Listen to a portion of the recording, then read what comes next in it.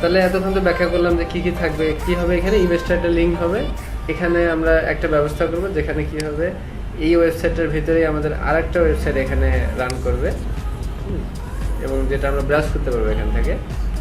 এখানে কিছু text format আছে, এক একটা এক এক রকম। সেটা কীভাবে করতে হয়, যেমন হচ্ছে আমি যদি কোনো ওয়েবসাইটে অক্সিজেনের সংকেত লিখতে চাই, তখন এটা আসলে কীভাবে লিখবো, O2 এটা ডিরেক্টলি তো O2 লিখে দিলে পাশাপাশি আসবে, তাই না?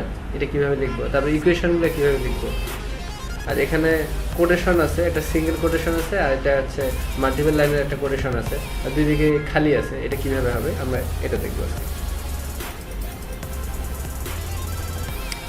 তো আপনাদের মধ্যে একটা ব্যাড প্র্যাকটিস অনেক সময় দেখা যায় যে আন্দাজে এক জায়গায় ডেস্কটপে বা যে কোনো একটা ডিরেক্টরি একটা ড্রাইভে যে ইন্ডিভিজুয়াল এস্টিমেট ক্রিয়েট করে আপনি কাজ করা শুরু করে দিয়েছেন। এদের সমস্যাটা কোথায়? পরবর্তীতে আপনি যে ইমেজগুলো রাখবেন, ইমেজগুলো কই রাখবেন? কারণ ইমেজ রাখছেন আপনি অন্য জায়গায়, কারণ ইমেজটাকে আপনি সোর্স দিতে যে একটা ঝামেলা করবেন, সেই ইমেজটা আসলে আছে কোথায়, এটা একটা সমস্যা করবেন। সিএসএসটা যদি ওইখানে না করে অন্য জায়গায় করেন, তাতে আরেক বিপদ। ওইটাকেও আপনার তখন সোর্স খুঁজতে হবে কোথায় আছে। তো এর থেকে বরং এবং প্রজেক্টের ধরেন আপনি কোনো এক সময় মনে হয় আছে ইমেজটা এখানে কেন আছে, ডিলিট করে দেবেন। পরে আবার ওই এসটিএল ফাইলটা রান করতে দেখেন যে ইমেজটা দেখা যাচ্ছে না, আপনি চিন্তা করবেন আছে ইমেজটা গেল কোথায় তাহলে।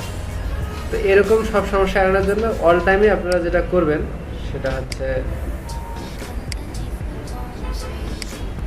ডেস্কটপে একটা ফোল্ডার ক্রিয়েট করবেন, ঝামেলা এড়ানোর জন্য। ফোল্ডারের নাম কি দেবেন আপনার ইচ্ছা মতো দেবেন। আমি দিলাম এখানে লেকচার 2। এর ভিতরে আমার কি থাকবে, ইমেজগুলোর জন্য আমি একটা ফোল্ডার করে নেই, ইমেজেস, ঠিক আছে? ওকে। আর রুট ডিরেক্টরি মানে কি, একটা ফোল্ডারের মধ্যে কোনো ফোল্ডার ক্রিয়েট না করে যদি কোনো ফাইল আমি রাখি, এটা হচ্ছে ওই ফোল্ডারের রুট ডিরেক্টরি। ডিরেক্টরি মানে কি, ডিরেক্টরি মানে হচ্ছে কোনো একটা লোকেশন, কম্পিউটারের ভিতরে কোনো একটা ফোল্ডার ক্রিয়েট করলেন বা কোনো একটা ড্রাইভ, এটাই হচ্ছে একটা ডিরেক্টরি।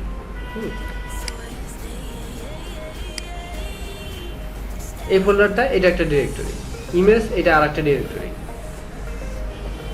তারপরে কি করবো আমরা, রাইট ক্লিক করে এখান থেকে নিউ। আগের দিন আমি যেভাবে দেখাইছি সেটা কিভাবে দেখাইছি, এর আগের দিন দেখাইছি আমি হচ্ছে আপনি এখানে এসে কন্ট্রোল-S দিয়ে সেভ করে দেন হচ্ছে কোথায় রাখবেন এভাবে করছেন। এটা ব্যাড প্র্যাকটিস আমার কাছে, কারণ হচ্ছে সেক্ষেত্রে আপনাকে এই ফোল্ডারটা খুঁজে বের করতে হয়। তো আপনি যেটা করবেন, যে ফোল্ডারটা আমি ক্রিয়েট করলাম লেকচার 2, এর মধ্যে এসে এই যে নিউতে গেলাম, রাইট ক্লিক করে টেক্সট ডকুমেন্ট, তারপরে পুরোটাকে সিলেক্ট করলাম। এখন আমি নিউ ডকুমেন্ট .txt আছে, পুরোটাকে সিলেক্ট করে আমি এটাকে লিখলাম হচ্ছে index.html, লিখে এন্টার দিলাম। আমাকে বলতেছে যে আমি ফাইল এক্সটেনশন কিন্তু চেঞ্জ করে ফেলতেছে। আমি বললাম কোনো সমস্যা নেই, ওকে, index.html হয়ে গেছে। দেন আমি আরেকটা ফাইল নিয়ে নিচ্ছি। আচ্ছা, আমার কি এখানে সিএসএস দরকার আছে? সিএসএস যেহেতু দরকার নেই, আমি এখন সিএসএস নিচ্ছি না, তো থাক। ইমেজেস, এই ফোল্ডারের মধ্যে আমার ইমেজটা লাগবে, তাই না? ইমেজটা কোথায় রাখছিলাম, সেখান থেকে আবার সেভ করে দিই।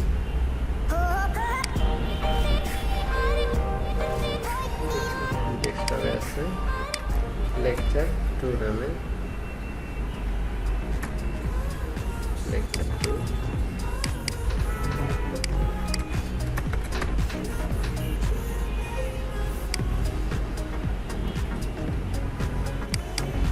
তাহলে কি হচ্ছে, আমার ইমেজেস ফোল্ডারের মধ্যে একটা ইমেজ আমার আছে এখন, আর মেইন ডিরেক্টরিতে index.html ক্রিয়েট করছি। আচ্ছা, পাশের আইকনটা দেখা যাচ্ছে যে এখানে ফায়ারফক্সের আইকন দেখা যাচ্ছে, তাই না? আপনি যদি চান আমি এটা ফায়ারফক্সে ওপেন করব না, আমি ক্রোমের মধ্যে ওপেন করব। রাইট ক্লিক করবেন, লেখা আছে ওপেন উইথ, দেন আপনি ফায়ারফক্সে ওপেন করেন, ইন্টারনেট এক্সপ্লোরার ওল্ড ভার্সনে করেন, নিউ ভার্সনে করেন, যেখানে ইচ্ছা ওপেন করতে পারেন। আচ্ছা, এখানে আমি যদি এখন ডাবল ক্লিক করি, এটা ওপেন হবে কোথায়, ফায়ারফক্সে।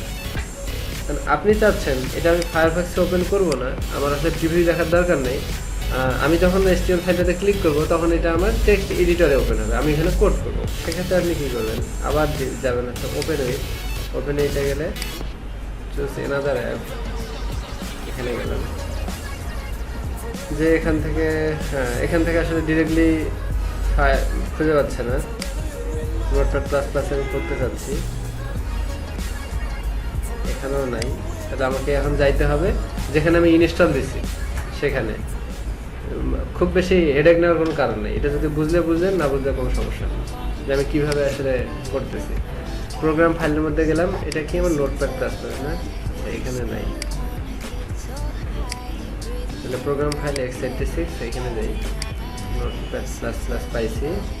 এখান থেকে এই জ্ঞানটা সব জায়গায় কাজে লাগবে। আপনি ধরেন গান শুনতেছেন, আপনি ওই মাইক্রোসফটের কি জানি আছে ডিফল্ট, যেটা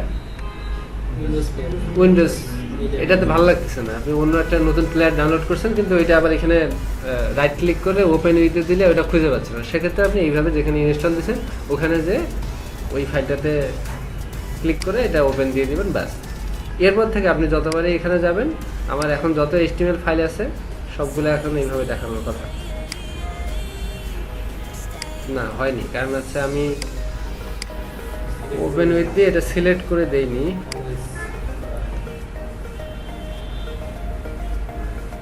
ওপেন উইথই তো, তাই না? তারপরে হ্যাঁ, এইটা সিলেক্ট করে দিতে হবে এখানে, যে always use this app to open .html file. আপনার যদি MP3 এর ক্ষেত্রে আপনি এটা দেন, তাহলে ও এখানে লিখে দিবে যে always use this app to open .mp3 file. এটা আপনাকে চেক করে দিতে হবে। আমি চেক করে দিই না, এই জন্য হচ্ছে আবার এটাই আসছে। আমি চেক করে দিছি, এই যে নোটপ্যাড প্লাস প্লাস এখানে আসছে, এখানে সিলেক্ট করে দিলাম, ওকে দিলাম। এবার কিন্তু আমার এটা চেঞ্জ হয়ে গেছে, দেখেন চেঞ্জ হয়ে গেছে। সব জায়গায় আমি যত HTML ফাইল আছে এগুলো চেঞ্জ হয়ে গেছে। ওকে, ঠিক আছে, আমরা অনেক দূরে চলে গেছিলাম, কাজে ফিরে আসি। আমার আসলে এটার দরকার নেই, আমি চাচ্ছি যে আমি ফায়ারফক্সে ওপেন করব। ফায়ারফক্স,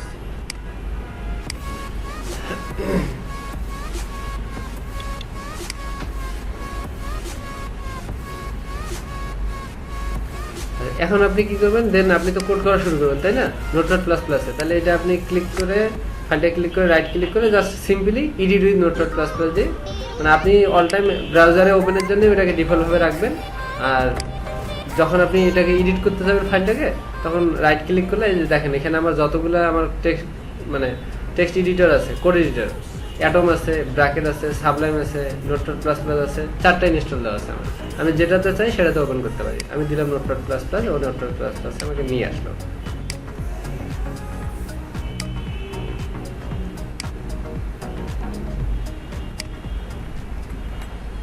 আমার কোডের স্টাইল খেয়াল করবেন, ঠিক আছে? আমি কীভাবে কোড করতেছি।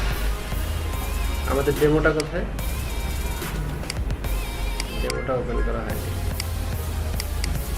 আমাদের ডেমো হচ্ছে এটা, এটার কিছু দিনের ওর সঙ্গে বাদ দিয়ে দিচ্ছি। প্রথম কাজ কি, আমি ডক টাইপ লিখবো। ডক টাইপ কেন লিখি? HTML এর কোন ভার্সন আমি লিখতেছি সেটা ব্রাউজারকে বোঝানোর জন্য। ডক টাইপ HTML, ও বুঝে নিল আমি HTML5 লিখতেছি। দেন কি লিখতে হবে, এখন কেউ কোড করবেন না, আমি যা দেখাচ্ছি ভালো করে দেখেন। এখন কেউ খাতায় কোনো লিখবেন না, আমি যা বলতেছি ভালো করে শুনেন, পরে করি। মানুষের কখনো কনসেন্ট্রেশন সবসময় মানে দুই দিকে থাকতে পারে না। মনেকে বলে না যে আমি মাল্টিটাস্কিং, এর সাথে গানও শুনি, এর সাথে টিভিও দেখি, এটা অসম্ভব ব্যাপার। সে যখন ন্যানো সেকেন্ডের জন্য হলেও সে তার কনসেন্ট্রেশন মুভ হয়। সে যখন টিভি দেখতেছে, কিছুক্ষণ ওখানে দেখলে আবার গান শুনতেছে, তার কনসেন্ট্রেশন এইখানে। কিছুক্ষণ পর সে আবার হয়তো ওদিকে তাকাইছে, টিভির দিকে তাকাই আছে, কিন্তু হয় না। তো স্টুডেন্টরা যখন আসলে টিচার কথা শুনে যখন নোট লেখে, যে সময়টা লেখে ওই সময় টিচার যেটুকু বলে ওইটুকু সে মিস করে, আবার সে কনসেন্ট্রেশন ওদিকে দেয়। তো এই জন্য আমি আমার ক্লাসে কাউকে যখন আমি লেকচার দিই তখন নোট লিখতে নিষেধ করি। প্রথমে কি লিখবো HTML এর জন্য? HTML, তাই না?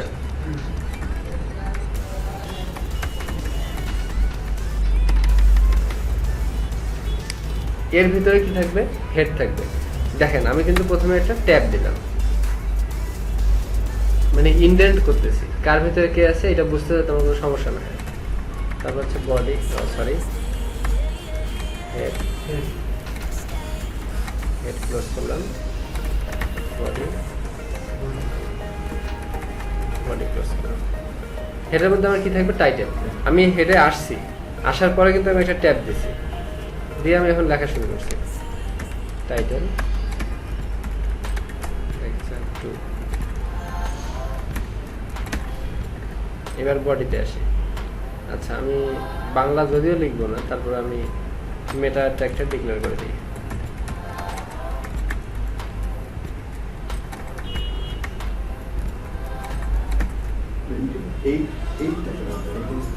ওইটা ওই ক্যারেক্টার সেটের জন্য এটা লিখতে হবে।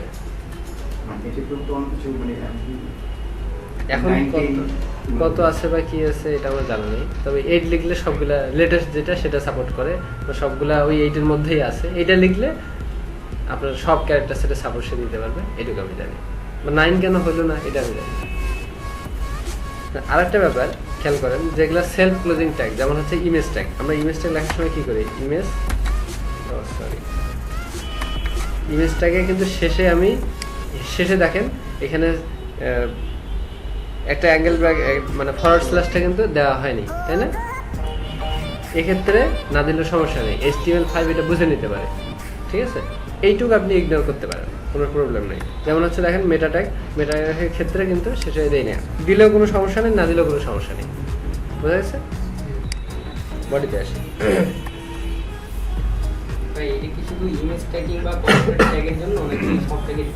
সেলফ ক্লোজিং যেগুলো আছে, আর যেগুলো হচ্ছে ওপেনিং ট্যাগ আছে, এন্ডিং ট্যাগ আছে, সেগুলো এখানে দিতে হবে। সেগুলো আবার ঝামেলা আছে, এতগুলো ট্যাব ওখানে আছে, যাদের দরকার নেই ক্লোজ করে দিই।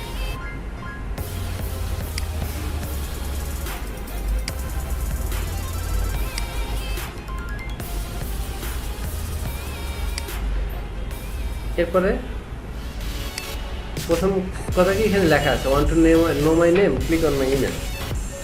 তাহলে আমি ওইটা কি ট্যাগ হবে, একটু রেসপন্স করবেন। পি ট্যাগ না,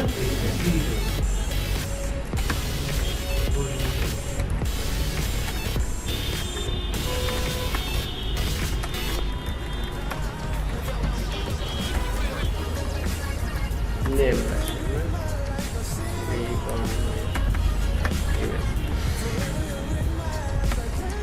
দেন কি ছিল, দেন হচ্ছে একটা ইমেজ এখানে আছে। তাহলে আমি কি ট্যাগ লিখবো, ইমেজ ট্যাগ, তাই না? হ্যাঁ, এইসন দিব। আচ্ছা দিলাম, এইসন দিলে ভালো দেখা যাবে। আচ্ছা, এই যে দেখেন আমি কিন্তু যখন কোডটাকে এডিট করতেছি, আমি এইখানে এইসন লেখার পর আমি কিন্তু একটা একটা করে এইভাবে যাইনি। আপনি এটা দুইভাবে করতে পারেন, এইভাবে যাইতে পারেন। মানে কোডারদের বেস্ট প্র্যাকটিস হচ্ছে মাউস হাতে না নেওয়া। মাউস হাতে না নিয়ে আপনি যত কাজ করতে পারেন, আপনি তত ভালো ফাস্ট কোড করতে পারবেন। আপনি সিম্পল কাজের জন্য মাউস হাত দিবেন, ক্লিক করবেন, তারপর কোড করবেন, আবার সিম্পল একটা কাজের জন্য আবার মাউস হাত দিবেন, এভাবে আপনার অনেক সময় নষ্ট হবে। সো বেস্ট প্র্যাকটিস হচ্ছে যত বেশি মাউস ইউজ করা না যায় কোড করার সময়। আমি অল টাইম এটা চেষ্টা করি। দেখেন আমি এখানে কিন্তু যখন পি ছিল আমি এটা এইসন লিখলাম, ভালো কথা। দেন আমাকে তো এই লাইনটা শেষে যাইতে হবে। সবার কিবোর্ডে দেখেন এন্ড নাম্বার একটা ইয়ে আছে, যার একটা ইয়ে নাম্বার কিপ্যাড আছে পাশে, তার উপরে দেখেন এন্ড লেখা আছে। তো যার এটা নাই, ছোট কিবোর্ড খুঁজে দেখেন এন্ড লেখা আছে কোথাও সামনের উপরের দিকের কিগুলোর মধ্যে। পাইছেন সবাই? ইএনডি না, লেফট রাইট না, এটা এন্ড, ইএনডি এন্ড হোম, এই দুইটা কি খুঁজে পাইছেন? নাই, এটা ইউজ করবেন অবশ্যই। এই লাইনের প্রথমে আছে, শেষে যাওয়া দরকার। আমি এন্ড প্রেস করছি, আমি শেষে চলে গেছি, ঠিক আছে? আর এই লাইনের শেষে আছি, এখন আমি এই লাইনের প্রথমে যাওয়া দরকার। আমি হোম প্রেস করবো, প্রথমে চলে আসবো। এটা ইউজ করবেন। আর কারোটা যদি ডিরেক্ট হোম বা এন্ড প্রেসের কাজ না হয়, তাহলে শিফট দিয়ে শিফট হোম বা শিফট এন্ড, তাহলে কাজ করবে। এবার কি আমার একটা ইমেজ আছে, এটা ইমেজ ট্যাগের মধ্যে হবে। ইমেজ দুইটা অ্যাট্রিবিউট আছে ইমেজের মধ্যে, একটা হচ্ছে সোর্স আর একটা হচ্ছে এএলটি, তাই না? এটা ক্লোজ করলাম। এখন আমার সোর্স কি থাকবে, ইমেজটা কোথায় আছে, ইমেজের /cat.jpg। কারো যদি ইমেজ ডিরেক্টলি ওই ফোল্ডারে থাকে, ডিরেক্টলি রুট ডিরেক্টরিতে, সেক্ষেত্রে আমি তো নিশ্চয়ই ইমেজেস লিখবো না। আমার যদি ইমেজেসের ভিতরে আরো কোনো ফোল্ডার থাকতো তাহলে আমি কি লিখতাম, ইমেজেস/ক্যাট পিকচার, সাপোজ ক্যাট পিকচার নামে ক্যাটস পিকচার নামে ওখানে আরেকটা ফোল্ডার আছে, ক্যাটস পিকচার স্ল্যাশ তারপর লিখতাম cat.jpg। বুঝা গেছে ডিরেক্টরিটা কিভাবে লিখবেন? পিকচার ওকে ক্যাট, দেন কি আছে এই যে আরেকটা লাইভ প্রিভিউ, এইভাবে আপনি দেখাইতে চাইলে আপনাকে আই ফ্রেম ট্যাগ ইউজ করতে হবে। আই ফ্রেম লিখলেন, আই ফ্রেম ওপেন দিলেন, আই ফ্রেম ক্লোজ করলেন। এই মাঝামাঝি কোনো কথাবার্তা থাকবে না। ও আচ্ছা, হ্যাঁ ভুলে গেছি, আই ফ্রেম, ঠিক আছে। এর যে ওপেনিং ট্যাগ আছে, আপনাদেরকে একটা কথা ভালো করে বলি, এটা ভালো করে শুনেন, এই কথাটা যাতে বারবার বলতে না হয়। কখনো যদি বলি যে আই ফ্রেম বা পি ট্যাগের মধ্যে একটা অ্যাট্রিবিউট লেখেন, অ্যাট্রিবিউটটা হবে অমুক ইকুয়াল টু তমুক, কালার ইকুয়াল টু রেড, আমার মেইলে চিন্তা করবে কালার সাউন্ড এখন ওইটাতে কাজ করে। তো আমি যদি বলি অ্যাট্রিবিউট লেখেন, অ্যাট্রিবিউট মানে কি, কোনো ট্যাগে যদি অ্যাডিশনাল কোনো ইনফরমেশন দেওয়া হয় তাহলে সেটা হচ্ছে attribute. Attribute all time opening ট্যাগের মধ্যে লেখা হয়, বুঝা গেছে?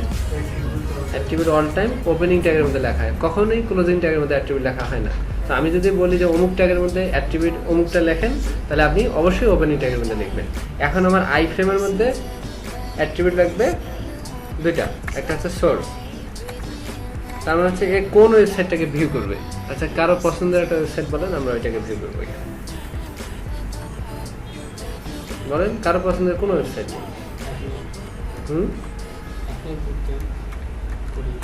কোডিং বুট ক্যাম্প নামে আমাদের ওয়েবসাইট নেই, আমাদের আছে ব্লগ সাইটটা আমরা ভিউ করি। হ্যাঁ, workshop.fnsbd.org। আচ্ছা, এবার হচ্ছে আমি এটাকে রান করবো, তাই না? প্রথম অবস্থায় আমি কি করবো, এখান থেকে রান করবো, অথবা আপনি শর্টকাট ইউজ করতে পারেন Ctrl+Alt+Shift+X, তাহলে ফায়ারফক্স ওপেন হবে। প্রতিটার জন্য শর্টকাট এখানে লেখা আছে। ফায়ারফক্সে রান করলাম, সাকসেসফুলি এটা আসেনি।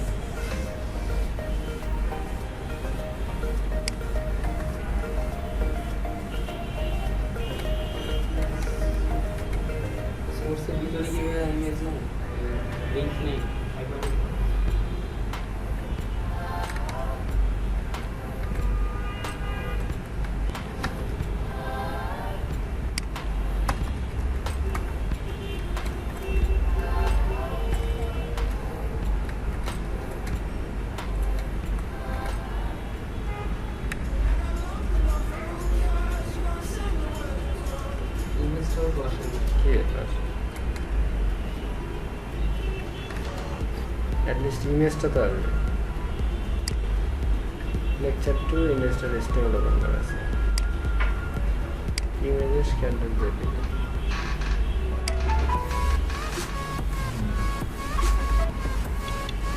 আমাদের ইমেজটাতে প্রবলেম ছিল, আমরা ইমেজটা চেঞ্জ করে ফেলছি, এখানে নতুন একটা পিকচার নিয়ে আসছি। এটা হচ্ছে আমাদের tiger.jpg। দরকার নাই, এবার এটা কাজ করতেছে, আমরা দেখি কন্ট্রোলার। আচ্ছা, একবার রান করার পর যারা একটু বেশি বোকা, হ্যাঁ, তারা এই কাজটা করবেন। একবার রান করার পর এখানে রান যাবেন, আবার যাই রান করবেন, ঠিক আছে? আর যারা একটু চালাক তারা একটা কাজ করবেন, সেটা হচ্ছে অল্টার ট্যাব চাপবেন, অল্টার ট্যাব, দেন হচ্ছে আপনি যে পেজটা রান করছিলেন সেখানে চলে যাবেন, দেন Ctrl+R, তাহলে এটা রিলোড নেবে। তাহলে আপনি যেটুকু কাজ করছেন পরে সেটা দেখতে পাবেন যে চেঞ্জ হয়েছে কিনা। ইমেজটা একটু বড়, ইমেজটা ছোট করার জন্য আমি এখানে লিখে দিই কত, এই হচ্ছে 400 পিক্সেল দিই, এটা স্ট্যান্ডার্ড সাইজ, ঠিক আছে, ছোট হয়ে গেছে। এখন আমি কি করবো, আই ফ্রেম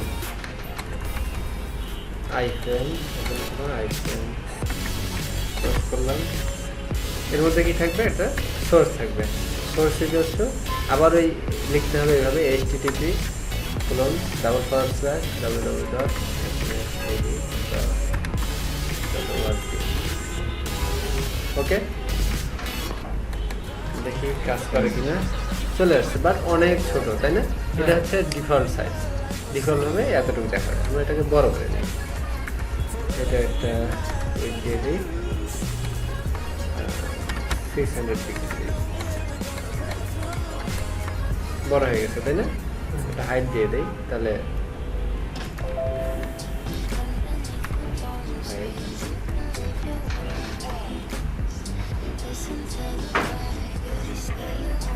হাইট দেই 200। আচ্ছা পিক্সেল কেন লিখতেছি কেউ তো প্রশ্ন করলেন না একবার, কারণ পিক্সেল নিয়ে কোনো কথাবার্তা বলি নাই। চাল কিনতে গেলে কি বলেন? কেজি। তো এরকম এখানে ছবি লিখতে গেলে আপনি পিক্সেল দিয়ে হিসাব করা হয়। আরো একক আছে যেগুলো কম ইউজ হয়, ওগুলো আপনারা পরে দেখে নিন, ঠিক আছে? তো এটা বড় হয়ে গেছে, আমরা আরো 100 পিক্সেল বাড়াই দিতে পারি, তাহলে একটু সুন্দর দেখা যাবে, ঠিক আছে? হ্যাঁ, এটা সমান হয়ে গেছে। তো এখানে আমরা লাইভ প্রিভিউ দেখতে পাচ্ছি।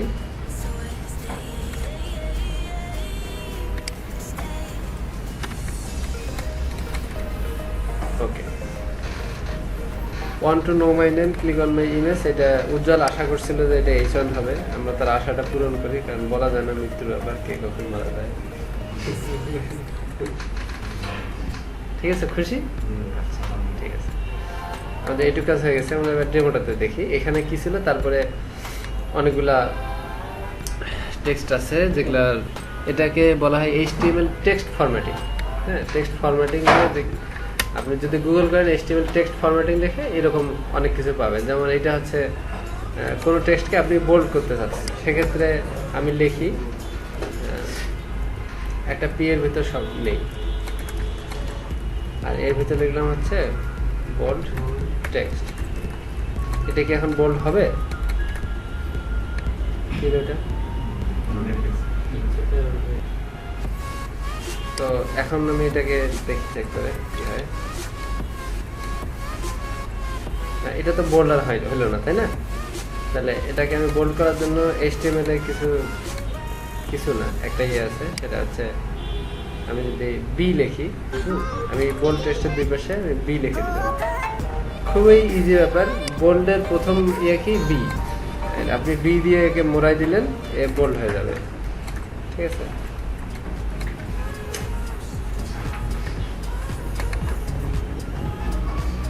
ইমেজটার উপরে এসে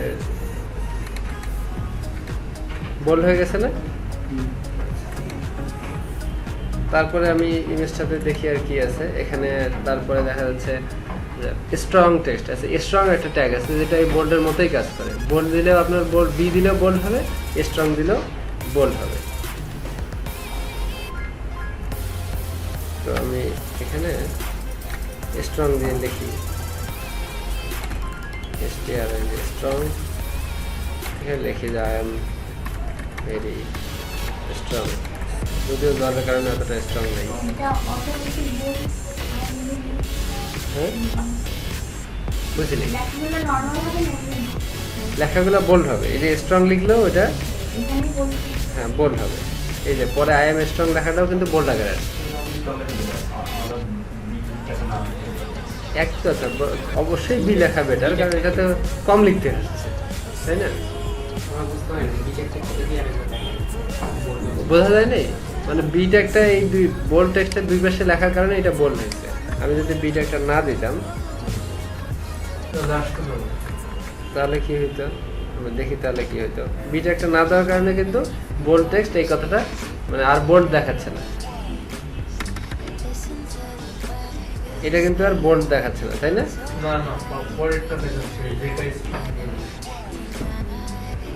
পরেরটা দেখাচ্ছে যেটা স্ট্রং দিয়ে লিখছি। তো স্ট্রং ট্যাগ ইউজ করলেও বোল্ড হবে, বি ট্যাগ ইউজ করলেও বোল্ড হবে। এরপরে এখানে একটা ইটালিক আকার একটা দেখা যাচ্ছে, ইটালিক একটু হেলে দুলে আছে, তাই না? তো এটার জন্য আমরা আই ট্যাগ ইউজ করবো। আই ট্যাগ ইউজ করলে সেটা দেখাবে ইটালিক।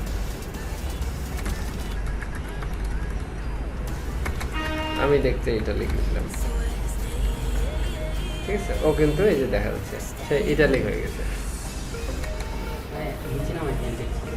টেক্সটগুলা নিচে নামাই দেই, মধুর যেহেতু ইচ্ছা করছে আচ্ছা কোনো কিছুই আমরা সিতে পড়ছি না, স্ল্যাশ এন দিলে কি নিউ লাইনে যায় তাই না, এখানে বিআর দিলে নিউ লাইনে যাবে, ব্রেক। ঠিক আছে, এখানে ব্রেক দিলাম, এই বোল্ড টেক্সট এটাতে ব্রেক দিয়ে দিই, নতুন নতুন লাইনে গেছে। I am strong, I am italic, আমি লিখতে ইটালিক। আচ্ছা ইটালিক যেটা সেটা আপনারা ইএম ট্যাগ দিয়েও লিখতে পারেন, যেটাকে আমরা বলি ইমপ্রেসাইজ। কোনো টেক্সটকে ইমপ্রেসাইজ করার জন্য সাপোজ কেউ অ্যাপ্লিকেশন লিখছে, এখানে দেখবেন যেখানে সে ইমপ্রেসাইজ করতে গেছে আই ওয়াজ রিয়েলি সিক, এই লাইনটা সে এই লাইনটা ইটালিক করে দিয়েছে, তার মানে সে এখানে ইমপ্রেসাইজ করতেছে আমি আসলে অসুস্থ ছিলাম। আপনি ব্যাপারটা বুঝতেছেন না কেন? ঠিক আছে, তো আপনি এই সেম কাজটা আই এর কাজটা ইএম ট্যাগ দিয়েও করতে পারেন, যেমন হচ্ছে ইএম সেম লাইক ইটালিক, দেখি সেম লাইক ইটালিক হয়েছে, দেখেন এটাও কিন্তু একই রকম তাই না। এখানে আমি একটা ব্রেক দিই, ভালো বোঝা যাবে। দেন দেখতে পাচ্ছি যে এখানে লেখা আছে কি ইনসার্টেড টেক্সট। অনেক সময় টেক্সটের নিচে আন্ডারলাইন দেওয়া থাকে না, তো এটা আপনি দুইভাবে করতে পারেন। একটা হচ্ছে আইএনএস এই ট্যাগ দিয়ে, যেটার ফুল ফর্ম হচ্ছে ইনসার্টেড, আর একটা হচ্ছে ইউ ট্যাগ দিয়ে করতে পারেন আন্ডারলাইন। তো আমরা দুইভাবে ট্রাই করি, হয় কি না। ব্রেক দিই,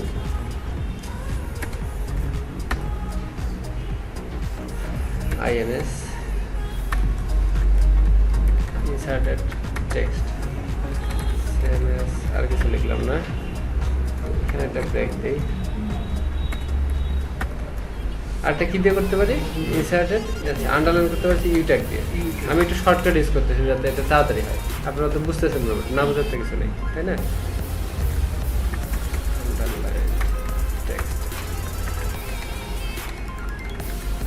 আসছে না, আমি আইএনএস দিয়ে যা লিখছি ইউ দিয়ে লিখে তাই আসছে। এখানে আরো আছে ডিলেট দিস টেক্সট, এই ডিলেটটা সবচেয়ে বেশি ইউজ করা হচ্ছে ই কমার্স সাইটগুলোতে। আগে প্রাইস এত ছিল, কেটে দিয়ে এখনকার প্রাইস এত। এই কেটে দেয় কীভাবে, কেটে যাচ্ছে এইভাবে, টেক্সটটা কিন্তু ওরা লেখে এইচটিএমএল এ, সেটা হচ্ছে ডিইএল এই ট্যাগ দিয়ে লেখে। আমাকে ওরা ডিলেট করে দিচ্ছে, এই যে ঠিক আছে, মাঝখান দিয়ে একটা ইয়ে আসবে। এই যে text is marked, mark text লেখে কিভাবে, তোমার তো পারা উচিত, কারণ তুমি যখন লিখছিলে কি হলে ওই যে বোল্ডের ভিতরে ই করে ওখানে হচ্ছে যে কালারটা তাহলে তো আর থাক, ওইভাবে আমরা করবো না। এখানে আমরা মার্ক ট্যাগ দিয়ে লিখবো, ঠিক আছে, সরি মার্ক ট্যাগ দিয়ে লিখবো। ওকে, মার্ক করা,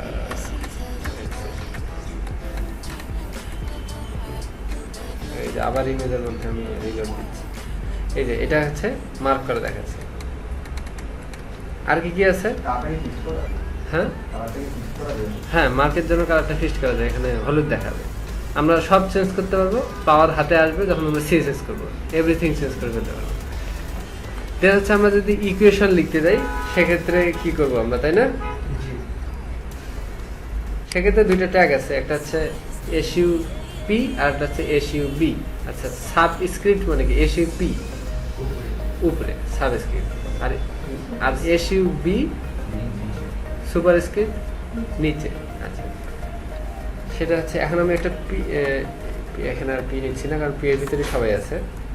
কি লিখবো, যে সিম্বল অফ অক্সিজেন, বানান ভুল হলেও কর্তৃপক্ষ দায়ী না। তো এক্ষেত্রে কি লিখবো, ও এখন হচ্ছে টুটা আমাকে কি থাকতে হবে, উপরে থাকতে হবে তাই না। তাহলে এই টু আমি পাশে লিখবো ঠিকই, কিন্তু টুটাকে আমি ঘিরে দিব হচ্ছে এসইউপি এই ট্যাগ দিয়ে। ঠিক আছে, এখানে একটা ব্রেক দিয়ে দিলাম। আর আরটা হচ্ছে ইকুয়েশন, হ্যাঁ বলে ফেলো সমস্যা নেই।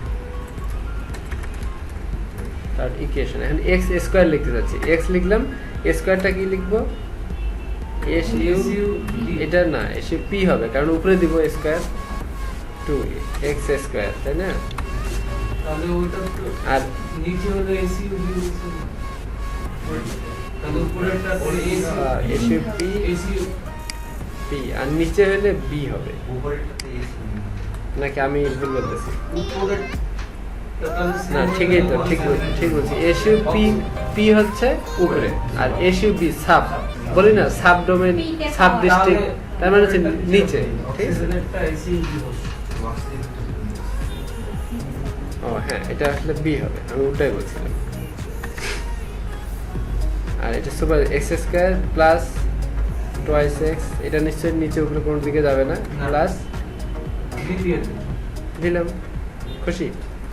আচ্ছা, তাহলে এসইউ বি, হ্যাঁ এসইউ বি, বোঝা গেছে? আর একটা হচ্ছে যে অনেক সময় লেখা থাকে যে কোনো একটা প্যারাগ্রাফ লেখা আছে যে if you want to edit your profile, নিচে লেখা থাকে ছোট করে এডিট। এটাকে ছোট করে কীভাবে আমরা সিএসএস করতে পারবো, তারপর আমরা দেখি এইচটিএমএল কীভাবে করে। এটার জন্য স্মল ট্যাগ ইউজ করা, স্মল, আমি অনেক ছোট,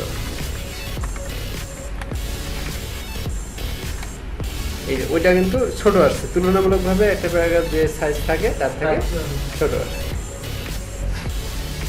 এইটুকের কাজ শেষ। এইখানে এই দাগটা কিভাবে দিব আমরা, এই সাইড ট্যাগ দিয়ে, তাই না? তারপরে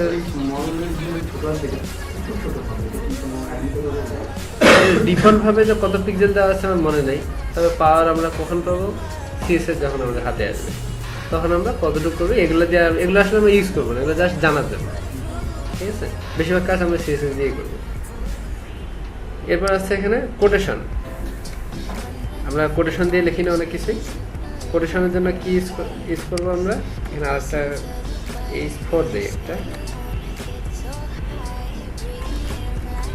কোটেশন। কোটেশনের জন্য ইউজ করা হবে কিউ ট্যাগ, কিউ ট্যাগ। এখানে কিউ ট্যাগের ভিতরে আমি কিছু কথাবার্তা দিলাম, রান করে দেখি।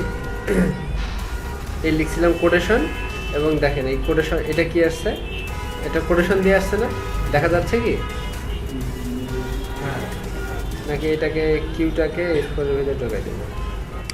আচ্ছা, একে এর ভিতরে দিয়ে দিই, ভালো বোঝা যাচ্ছে না? কোটেশন এখানে সিঙ্গেল দুদিকে কোটেশন আসছে, তাই না?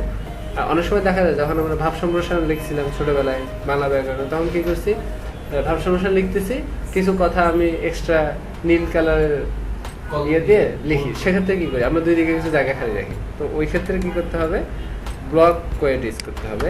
ট্যাগের নাম কি, BLOCKQUOTE, ব্লক কোয়েট। এটা ইউজ করে এর ভিতরে যা লিখবো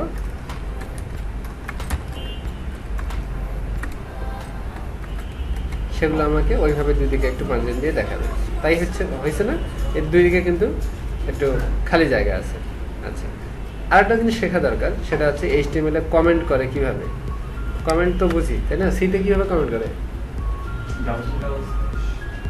ডাবল ফরওয়ার্ড স্ল্যাশ দিলে সিঙ্গেল কমেন্ট, আর ফরওয়ার্ড স্ল্যাশ অ্যাস্টেরিক্স, তারপরে অ্যাস্টেরিক্স ফরওয়ার্ড স্ল্যাশ দিলে কি হয়, মাল্টিপল লাইনের জন্য কমেন্ট হয়। এখানে একটু কমেন্টের যেটা বিদ্যুটে, এটা হচ্ছে এই যে ওপেনিং অ্যাঙ্গেল ব্র্যাকেট, তারপর হচ্ছে এক্সক্লামেশন সাইন, তারপর হচ্ছে দুইটা হাইফেন কমেন্ট, তারপরে দুইটা হাইফেন, এখানে এক্সক্লামেশন সাইন হবে না, ক্লোজিং অ্যাঙ্গেল ব্র্যাকেট। এইটা হচ্ছে কমেন্ট এইভাবে লাগে। দেখি এটা আবার আসছে কিনা, না আসে নাই, তার মানে হচ্ছে আমার কমেন্টটা হয়েছে। বুঝা গেল? আচ্ছা, এখন কোড করা শুরু করেন।